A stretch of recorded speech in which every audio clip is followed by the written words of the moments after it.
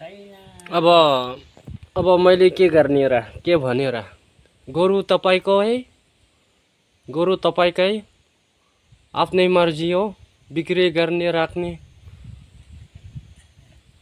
त्यो मात्रै होइन पोल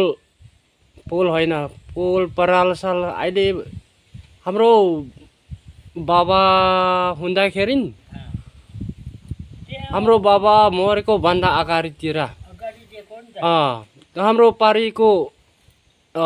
एकजना रणबहादुर भनेको थियो नि त त्यस बुढो थोकी त्यसको गोरु पनि कति सार मैले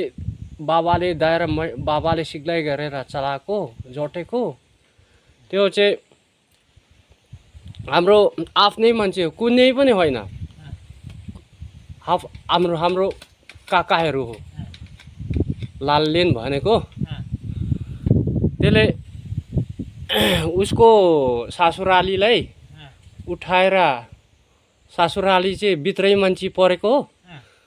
ए जबरजस्ती गरेर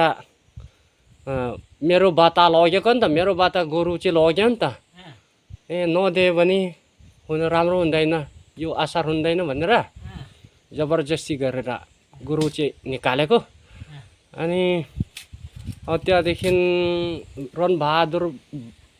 बाबाजी मसँग आयो अब भाइ अब के गर्ने मलाई पनि मेरो जिन्दगी बचाउनु हो भनेर मसँग बिन्ती गरे अनि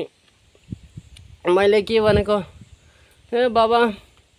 गोरु चाहिँ तपाईँको हो मैले के अधिकार छैन तिम्रो गोरुमा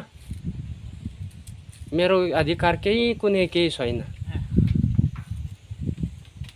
तपाईँको गोरु चाहिँ तपाईँको मर्जी हो भनेर मैले भनेको होइन त्यस्तो होइन हौ दिनु पनि तिमीलाई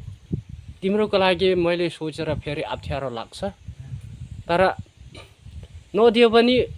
मर्छ कि मारिदिन्छ कि भनेर डर लाग्यो भन्दैछ अब जबरजस्ती गरेर पैसा अलिअलि लगाएर कहिले घरको सामान सानो सानो सामान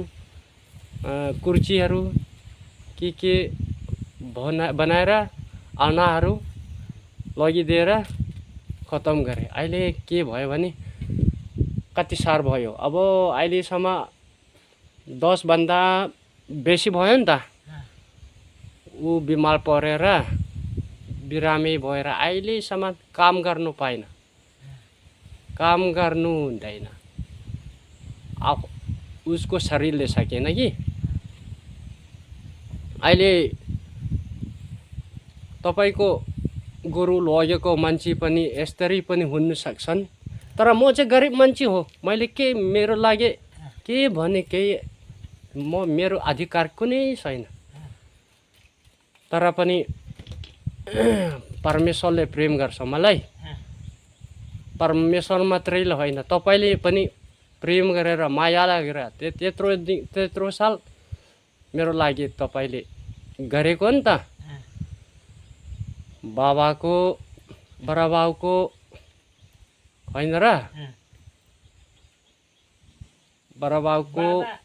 बाबा हुँदै गोरु दिएको एकल त्यसलाई माथि जोतो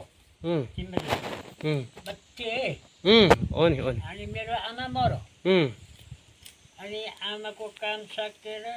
एउटा गोरु बिमारी हो भन्नु तिमीले अनि म माथि गयो अनि अर्काको गोरु तिमीले पाटे बाँधेर जोतेछ त्यो गोरुलाई दबाई सबै छोडेर म आएको अहिले तपाईले दिएको गोरु लगेको मान्छे पनि मेरो बाता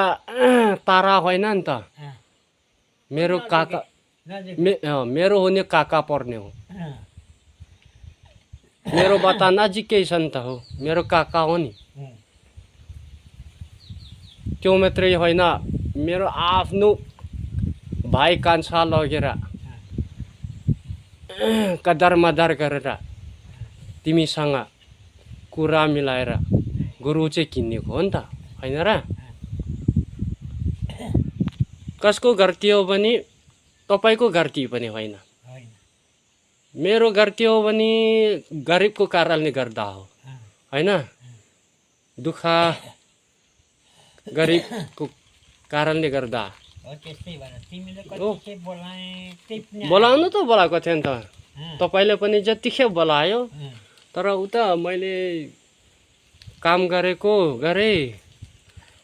आउनु साह्रो मन लाग्यो तर आउनु पाइनँ संसार चाहिँ के भन्नु र यस्तै हुनुपर्छ बाचुन्जेल